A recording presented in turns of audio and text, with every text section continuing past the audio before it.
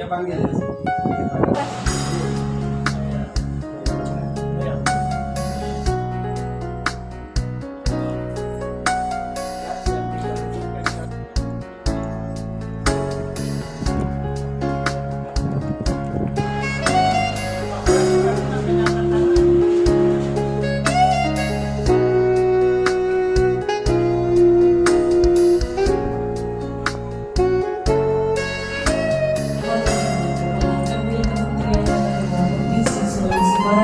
beserta rombongan Bapak Dr. Haji Syafruddin SPD MPD. Bismillahirrahmanirrahim. Yang terhormat Kepala Kanwil Kementerian Agama Provinsi Sulawesi Barat Bapak Dr. Haji Syafruddin SPD MPD. Yang kami hormati Kepala Bidang Pendidikan Madrasah Kanwil Kementerian Agama Provinsi Sulawesi Barat Bapak Dr. Haji Misbahuddin Isabi MPD. Yang kami hormati Bapak Kepala MTS Negeri 2 Majene, dan yang kami hormati dan yang kami banggakan para guru dan staf MTS Negeri 2. Acara pembinaan guru dan staf ASN P3K Honorer MTS Negeri 2 Majene dimulai dengan mengajak hadirin mengucapkan basmalah. Bismillahirrahmanirrahim.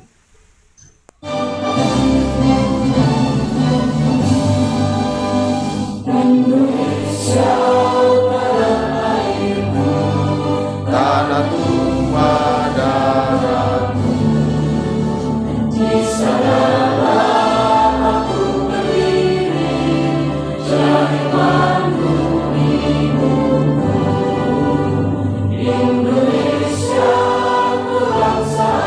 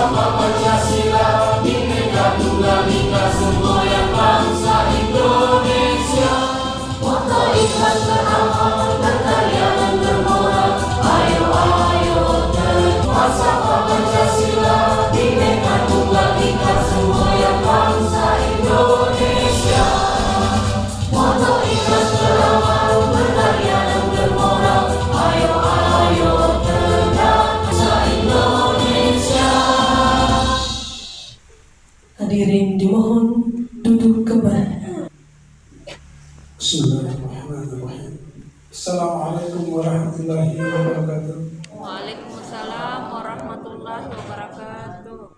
Marilah kita menundukkan hati dan pikiran kita seraya mengharapkan keridhaan Allah Subhanahu wa taala. Al-Fatihah. A'udzu billahi minasyaitonir rajim. Bismillahirrahmanirrahim. Alhamdulillahi rabbil alamin. Arrahmanir rahim. Maliki yaumiddin. Iyyaka na'budu wa iyyaka nasta'in. Ihdinas siratal mustaqim. صراط الذين أنعمت عليهم غير المغضوب عليهم ولا الضالين اللهم إنا نسألك الهدى والتقى والعفاف والغنى اللهم إنا نسألك خير ما في هذا اليوم وخير ما بعده منتسلا ومحافظا الاتحادية الإندونيسيا وتسامحا في الدين وخصوصا لفضيلة الأستاذ رئيس وزارة الشؤون الدينية بسلويسي الغربية الأستاذ الدكتور حجي شفرودين بدر وأطقامه اللهم بارك لرئيس وزارة الشؤون الدينية بسلويسي الغربية وسلام سبحان ربك رب العزة عما يصفون وسلام على المرسلين والحمد لله رب العالمين. Assalamualaikum warahmatullahi wabarakatuh. Assalamualaikum warahmatullahi wabarakatuh. Waalaikumsalam warahmatullahi wabarakatuh. Alhamdulillahi rabbil alamin. Assalatu wassalamu ala asrafil anbiya'i wal mursalin Sayyidina Muhammadin wa ala alihi wa ashabihi ajma'in. Yang terhormat dan kita muliakan bersama dan insyaallah dimuliakan oleh Allah Subhanahu wa taala, Bapak Kakanwil Kementerian Agama Sulawesi Barat. Yang saya hormati Bapak Kepala Bidang Pendidikan Madrasah pada Kanwil Kementerian Agama Provinsi Sulawesi Barat, Bapak Ibu Wakil Kepala Madrasah yang juga saya hormati, serta teman-teman guru dan staf yang sempat hadir mengikuti pembinaan pada siang hari ini yang juga saya hormati. Pertama, saya mengajak kita semua untuk selalu mengucapkan puji syukur Allah Subhanahu wa taala atas segalanya. Dan di tengah-tengah kita, orang nomor satu di Kanwil Kementerian Agama ada di depan kita. Alhamdulillah, ini luar biasa. Kesyukuran bagi kita semua di atas negeri Ramadan ini. Hari ini beliau hadir di tempat ini untuk kita diberikan pembinaan hari ini. Kemudian saya mengajak kita semua untuk mengirimkan salam dan tasbih kepada baginda Nabi Muhammad sallallahu alaihi wasallam. Pertama, sebagai pengantar saya ucapkan pada Bapak Kamil, selamat datang di MTS Negeri Ramadan yang untuk kesekian kalinya menginjakkan kaki oleh para nomor satu di madrasah. Alhamdulillah, insyaallah kehadiran beliau berdua saya sangat yakin bahwa akan mendapatkan berkah di madrasah kita ini. Amin. Kemudian berikut kami sampaikan laporan kepada Pak Kamil bahwa di akhir tahun ini, di akhir semester kemarin kami laksanakan ada 2 kegiatan ya, dalam hal ini minggu ini ya. Pertama, pelaksanaan 10 November, anak kita merayakan upacara 10 November termasuk melaksanakan kegiatan drama ya, yang dihadiri dan disaksikan oleh beberapa SD di sekitar madrasah kita ini, karena kami laksanakan di lapangan yang disebut dengan lapangan rea-rea di Desa Bonde ini. Jadi anak-anak kita memberikan pertunjukan pada saat itu. Kemudian baru-baru ini juga kita lakukan istighosah untuk simpati kita ke Palestina, termasuk pengumpulan donasi. Ini juga saya sampaikan terima kasih kepada teman-teman semuanya yang telah memberikan. Alhamdulillah kami terkumpul jadi 10 juta dari teman-teman ini, pembinaan langsung kepada kami yang intens, sehingga komunikasi ini kami anggap bahwa hampir tidak ada celah untuk informasi-informasi ke madrasah. Itu luar biasa ke kita semuanya. Terima kasih Pak Kepala Bidang. Melaksanakan syukuran masuk gedung baru. Ya, kami juga bersyukur, alhamdulillah, walaupun belum selesai bentuk bangunan sekarang, dan ini menggembirakan buat kita. Semoga 20 hari kemudian yang ditentukan tanggal 4 Desember kalau tidak salah, mudah-mudahan itu finish dan tepat selesai juga bangunannya. Mohon doanya Pak Kamil, Kepala Bidang, mudah-mudahan ini bisa selesai. Kami sangat membutuhkan support ini Pak Kamil, bahwa pelaksana hari ini betul-betul kami lihat siap untuk memberikan niat baiknya, sehingga sejak beliau masuk kurang lebih sebulan yang lalu betul-betul intens, bahkan kami beri fasilitas untuk tinggal di asrama ini supaya tidak ditinggalkan. Ambil memberikan pembinaan kepada teman-teman semuanya yang hadir ini, kenal semua Pak Kamil, Wakil Kepala Madrasah, kepada kita. Ini salah bermanfaat buat kita. Ini sifatnya tidak ada kan sebenarnya acara hari ini, tapi kami berharap mudah-mudahan insyaallah akan memberikan sambutan. Assalamualaikum warahmatullahi wabarakatuh.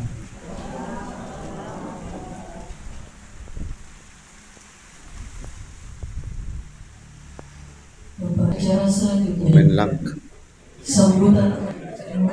Alhamdulillahirrabbilalamin. Wassalatu wassalamu ala asyrafil anbiya'i wal mursalin nabiyina Muhammadin wa ala alihi wa sahbihi ajma'in. Yang terhormat dan sama-sama kita muliakan Bapak Kadul Kementerian Agama Provinsi Sulawesi Barat, yang saya hormati adinda saya Pak Kepala RDSM 2 Majene, Bapak Ibu, para guru, para pendidik yang hadir pada kesempatan kali ini. Kita bersyukur bisa hadir bersama para kami pada siang hari ini.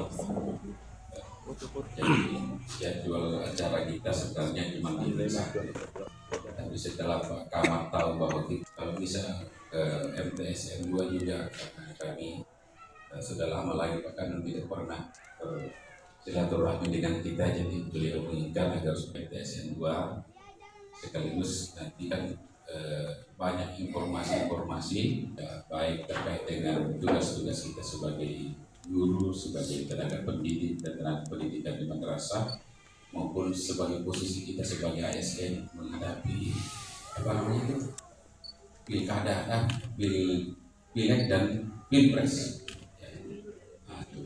Pemilu dan pemilu kada, ya, itulah pokoknya. Ya. Oleh sebab itu maka saya merasa bahwa ini sangat penting untuk kita hadir bersama-sama berbagi. Saya tidak akan berpanjang lebar, saya menyampaikan beberapa hal. Yang pertama bahwa kami mengikuti baru-baru ini di Bandung rakor tentang impasing guru. Jadi untuk impasing ini nanti kalau tidak salah tanggal 25 di Semarang akan diserahkan SK-nya secara simbolis mungkin. Nah, jadi nanti akan diserahkan di Semarang oleh Pak Menteri pada tanggal 25. Saya dapat informasi kemarin dari teman-teman di GTK. Kementerian Keuangan dibayar, kalau belum ada yang belum dibayar. Ya, jadi sabar. Yang penting ada dulu SK kan? Enggak ada uang kalau tidak ada SK tidak bisa dibayar. Pelan-pelan, jangan langsung sekaligus. SK dulu kalau ada. Ini pertama. Yang kedua, Pak Direktur menyampaikan kepada kami bahwa kita berharap guru kita ke depan ini bukan hanya sebagai guru seperti yang sekarang, tapi diharapkan lagi menjadi guru pembelajar. Jadi bukan lagi anak kita menjadi anak pembelajar, tapi guru pembelajar. Jadi guru tidak boleh berhenti belajar. Dan sebenarnya ini nanti ke depan kami akan meminta kepada semua kepala madrasah negeri dan termasuk di bawah KKM-nya untuk membuat daftar nama guru dan keikutsertaannya dalam iklan. Sekarang ada iklan online, ya sinkronos ya, menggunakan asinkronos. Jadi itu boleh dilakukan. Jadi ada sesinya kan, ada materinya. Boleh kapan saja kita buka dan kita akan mengisi bisnis. Jadi tidak ada lagi istilah, oh enggak saya capek, lagi sibuk mengajar. Tidak, kok pulang boleh dibuka. Ada materinya dan jawab salah kuisnya itu kan masih bisa diulang berapa kali itu, berkali-kali bisa diulang. Jadi saya nanti tidak mengerti lagi kalau karena ini kita menginginkan guru menjadi guru pembelajaran terkait dengan sarana. Kami bicara beberapa hari yang lalu kami koordinasi dengan koordinator bangunan SBSN di Kementerian Agama Ibu Ida Basri. Jadi di madrasah ini ada 2 program. Pertama pemerataan, yang kedua penuntasan. Nah ini salah satunya MTSN 1, MTSN 2 ini menuju kepada penuntasan. Ya. Pemerataan itu adalah sekolah atau madrasah yang belum pernah dapat SPSN akan diberikan. Kepala Kantor Wilayah Kementerian Agama Provinsi Sulawesi Barat kepada Bapak Dr. Haji Syafruddin Badarul, SPD MPD, dengan hormat disilakan.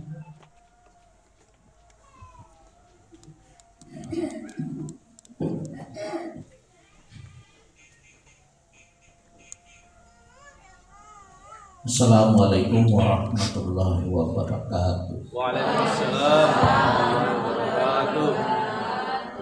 Bismillahirrahmanirrahim. Alhamdulillahirabbil alamin. Salatu wassalamu ala asyrafil anbiya wal mursalin sayyidina wa maulana Muhammadin wa ala alihi wa sahbihi ajmain. Amma ba'd. Yang saya hormati Kepala Bidang Pendidikan Madrasah Pak Misbah, Pak Kepala Madrasah Pak Ismail, beserta Wakil Kepala Madrasah dan KURTU yang hadir PS2 Majene ini. Tadi baru saya melihat perkembangan pekerjaan yang ada dan mudah-mudahan tetap dalam dalam perjalanan yang lancar ya, karena kita tahu bersama bahwa cukup banyak kendala ketika di awal, kendala cuaca misalnya terjadi longsor dan juga hujan ya. Ada klaim dari masyarakat tentang kuburan di sebelahnya ya, yang longsor, dan alhamdulillah bisa teratasi ya Pak Kep ya, bisa teratasi dan sekarang sudah bisa jalan lagi dengan bagus.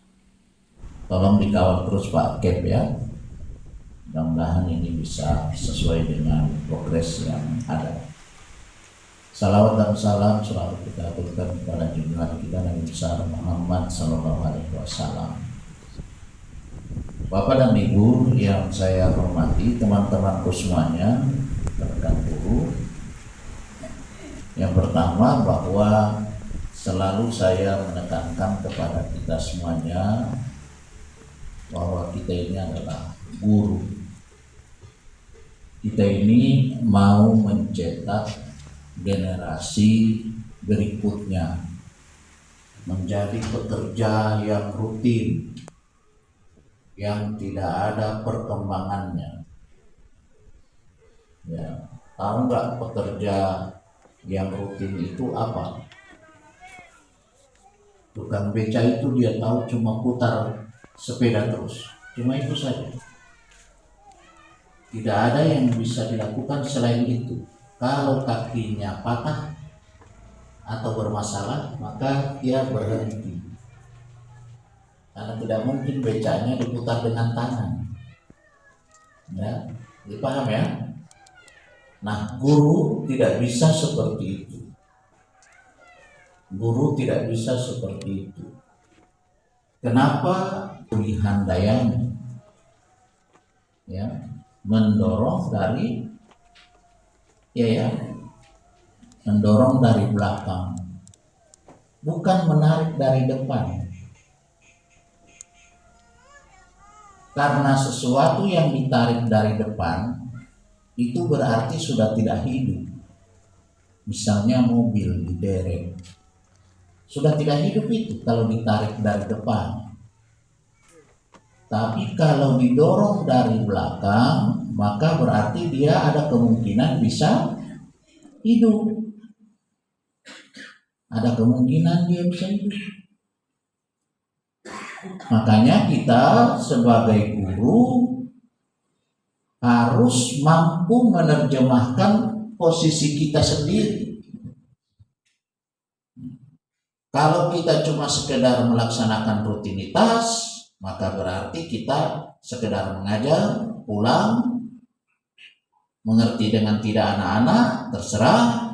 Ya, yang penting tanggal 1 saya gajian, ini selesai.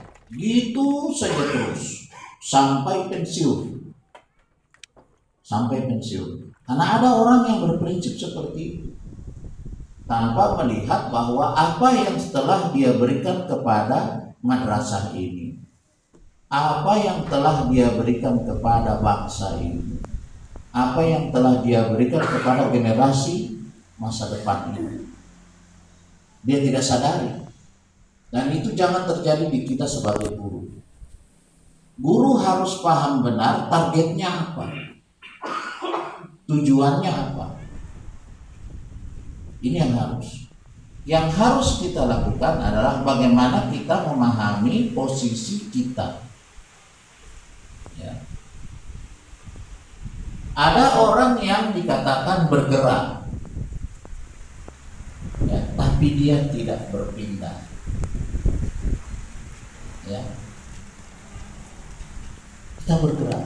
Saya ini hidup loh Pak, saya ini loh Pak, saya ini berkarya loh Pak, saya ini bekerja loh Pak. Itu namanya orang bergerak tapi tidak berpindah. Artinya tidak menghasilkan sesuatu yang bisa diukur sebagai kinerja. Itulah namanya orang yang cuma bekerja tetapi tidak berkinerja. Saya tahu bikin layang-layang loh Pak, tapi dia tidak tahu layang-layangnya itu bisa terbang atau enggak. Ini yang penting, yang harus kita pahami, bahwa bagaimana kita memposisikan diri kita ini sebagai orang yang punya prospek ke depan, ya, punya target ke depan. Jangan selalu kita cuma menganggap bahwa ini adalah rutinitas, ini bukanlah satu kebutuhan. Ya. Makanya saya kalau ada penyusunan anggaran, contoh saja, kalau ada penyusunan anggaran, saya itu paling tidak suka kalau disusun berdasarkan keinginan. Kalau keinginan, maunya saya gini Pak, maunya saya gini Pak. Nah, ini keinginanmu atau kebutuhanmu? Ya, saya tanya gitu. Kalau kebutuhanmu oke, tapi kalau keinginanmu no. Karena kalau kita nyusun segala sesuatu, melakukan sesuatu berdasarkan keinginan, maka rusaklah apa yang kita lakukan, termasuk guru. Jadi yang kita mengajar ini tidak boleh cuma sesuai keinginan kita. Ingatlah bahwa anak-anak yang kita ajar ini bukan ada di generasi kita. Mereka ini generasi yang akan datang. Ilmu yang kita ajarkan sekarang ini berguna bagi mereka di masa yang akan datang enggak? Atau cuma keinginan kita supaya mata pelajarannya materinya habis, selesai, tuntas. Itu keinginan, tapi bukan kebutuhan mereka. Bukan kebutuhan mereka. Sedangkan yang kita perlukan kepada anak kita adalah apa yang mereka butuhkan. Apa yang mereka butuhkan di masa yang akan datang. Nah, ini yang kadang-kala kita lupa. Sehingga ada guru kalau nyusun soal, dia susun berdasarkan keinginannya. Ya. Wah, nomor 1 itu cuma pengetahuan. Nanti nomor 5 yang analisis misalnya. Nomor 5 itu paling tidak ada yang dapat. Kok menyusun soal kok supaya tidak ada yang dapat? Kan lucu. Nomor 5 ini paling cuma 3 orang yang bisa ikut kelas. Bagaimana bisa kok menyusun soal cuma 3 orang yang bisa? Usahakan menyusun soal itu semua orang bisa mengerjakan. Begitu. Kalau Anda sudah tahu cuma 3 orang yang bisa, ngapain? Karena itu tidak bisa menjadi alat ukur. Gitu. Jadi banyak sekali yang harus kita benahi di dalam memposisikan kita sebagai guru. Banyak sekali. Tidak hanya sekedar bahwa kita ini ASN, kita ini guru madrasah. Sudah jelas tadi bahwa guru madrasah harus bermartabat, harus madrasah harus mandiri, ya sudah harus itu. Tidak bisa. Guru madrasah harus bermartabat, madrasahnya juga harus bermartabat. Gitu. Harus punya nilai jual, harus punya nilai jual. Tidak hanya nilai jualnya, tapi nilai jualnya. Makanya saya kadang-kala kalau dibilang Pak, siswa saya bertambah, saya santai-santai aja mendengar gitu. Karena bagi saya kuantiti itu tidak menjamin quality. Ya. Jumlah tidak menjamin kualitas. Boleh kita siswanya 1000 lebih, satu polman, siswanya 1000 lebih. Tapi tidak ada yang lulus KSM. Apa gunanya? Ya, apa gunanya coba? Masa dari 1000 lebih dikalahkan oleh MA DDI yang ada di mana gitu? Di Mamasa. Yang madrasahnya pun hidup segan, mati pun segan. Bukan hidup segan, mati tak mau. Ya, kalau cuma mati sudah mati, cuma segan untuk mati. Karena minimal siswanya masih ada 2, 3. Ya, hidup pun segan, mati pun segan dia. Gitu. Masa 1000 orang kalah dengan itu? Coba apa yang salah? Di sini berapa siswanya? 300. Tidak ada yang lolos KSM. Nah, apa yang salah? Apakah kita salahkan anak-anak? Tidak boleh. Tidak boleh kita menyalahkan anak-anak karena mereka di tangan kita. Untuk menjadikan mereka bagus dengan tidak. Mulailah satu pekerjaan kalian di pagi hari itu dengan merapikan tempat tidurmu. Merapikan tempat tidurmu. Karena itulah pekerjaan pertama yang kamu lakukan di pagi ini. Rapikan tempat tidur. Ada tukang tidak tahu rapikan tempat tidur sih? Ya? Apa bapak ini tidak tahu rapikan tempat tidur? Tahunya bangun aja, lompat sana sini, langsung lihat ayam, langsung lihat kandangnya, langsung lihat waletnya. Dia lupa rapikan tempat tidur. Saya sampai hari ini selalu merapikan tempat tidur, spray, wudhu harus itu, sholat. Kalau hal-hal yang kecil saja kita tidak sanggup perbaiki. Jadi jangan berharap kita bisa jadi orang besar yang mampu menyelesaikan pekerjaan besar kalau hal-hal yang kecil seperti itu saja. Ya. Mulailah dengan pekerjaan yang kecil agar pekerjaan-pekerjaan selanjutnya bisa selesai, dan yakinilah itu bisa selesai. Dan kenapa kita harus memperbaiki? Kenapa tentara selalu dinasehati seperti itu? Karena jika dia mengalami kekecewaan, misalnya kegagalan, bisnisnya tidak berhasil, mungkin dimarahi atasan, mungkin apa, maka dia bisa pulang ke baraknya dan langsung tidur dengan tempat tidur yang rapi, dan dia senang hati, karena tidak perlu lagi merapikan untuk tidur, tapi dia siap untuk tidur, dan besok dia akan bangun lagi, akan merapikan tempat tidur dengan semangat yang baru. Nah, begitulah saya harapkan kepada para guru. Cobalah itu lakukan. Mulailah hal dengan yang kecil untuk membenahi pembelajaran yang ada di sini. Mulailah dengan yang kecil saja. Mungkin apa? Mungkin niat saya. Oke, saya mulai luruskan dulu niat saya mengajar. Lalu yang kedua apa? Semangat saya. Ketiga, pola mengajar saya. Yang salah sama bapak dan ibu ini selalu mengutus anak-anak yang juara 1 untuk ikut KSN.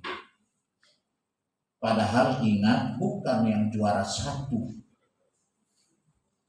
Tapi yang penting itu adalah orang yang paham apa yang akan dia ikuti. Ya. Saya punya pengalaman yang begitu. Ketika saya masih guru, ketika ada olimpiade fisika, saya ngutus anak yang justru tidak diinginkan oleh kepala sekolah diutus. Tidak diinginkan oleh satu dewan guru. Kenapa kau utus ini? Anak ini jarang masuk di kelas. Malas dia masuk. Saya bilang iya, sama kalian dia malas masuk. Tapi sama saya, dia minimal masuk ada. Dia memang tertinggal paling belakang nilainya. Karena kalian melihat nilainya satu kelas. Kalau saya menilai fisikanya. Dan yang akan dia ikuti ini adalah olimpiade fisika. Bukan olimpiade mata pelajaran. Olimpiade fisika. Jadi saya minta anak ini yang diutus. Tidak mau. Guru-guru tidak mau. Kepala sekolah pun tidak mau. Bagaimana bisa anak yang tidak pernah juara, anak yang tidak pernah ini masuk, kau mau utus? Saya bilang ini kan kompetensi. Saya yang lebih tahu kompetensinya. Saya yang lebih tahu. Silakan Anda utus orang lain, tapi fisika saya utus ini anak. Saya tidak mau yang lain. Dia yang saya utus. Udahlah, dengan berat hati kepala sekolah utus. Oke, ikut lomba antar satu provinsi, antar sekolah umum dan antar desa.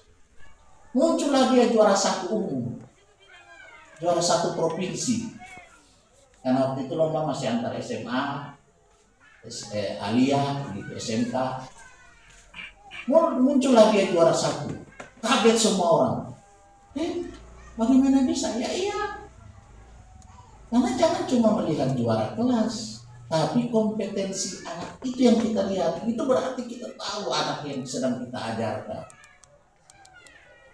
Ya, kita harus tahu kompetensi. Oh ini anak pintar ini anak. Tapi pintarnya cuma di bahasa Inggrisnya anak. Memang dia tidak pernah juara umum, juara kelas atau apa, tapi dia memiliki kompetensi di situ. Jadi itulah kecerdasan kita untuk melihat, ya. Jadi tolonglah rubahlah cara melihat anak-anak kita juga. Yang ikut KSM selalu kita urusin juara 1 umum lah, yang juara ini. Mungkin dia juara 1 umum cuma olahraganya yang 10, ininya yang 10, seninya matematika 6. Jadi dia tidak bisa dapat juga, tidak bisa lolos. Sedangkan swasta karena siswanya cuma 7, ya, jadi cuma mudah dia mencari karena anaknya cuma 7, cuma 5 orang dalam satu kelas, mudahlah dia dapat. Jadi itu teman-teman semuanya, ya. Yakin ini ya tahun depan bisa dapat ya. Ya kan sudah ada himbauan untuk mengikuti aturan, tidak boleh berfoto beginilah, tidak boleh lagi atau apa lagi. Tidak bisa ya. Yang boleh tinggal begini ya, tinggal begini yang bisa. Yang lain yang begini, tidak bisa lagi. Ya apalagi yang begini, yang tidak bisa lagi. Ya mungkin 4 begini mungkin boleh karena tidak ada pasangan keempat kan. Mungkin begini boleh, tapi bisa pandai lagi. Ya, nanti caleg keempat lagi atau apa lagi ya. Jadi hati-hati kita sebagai ASN ya, sebagai ASN. Ingat ASN ini terdiri dari PNS dan P3K. Adapun honorer itu bukan lepas dari ASN, mereka juga adalah bagian dari ASN karena mereka menggunakan honor negara. Ya, jadi jaga juga.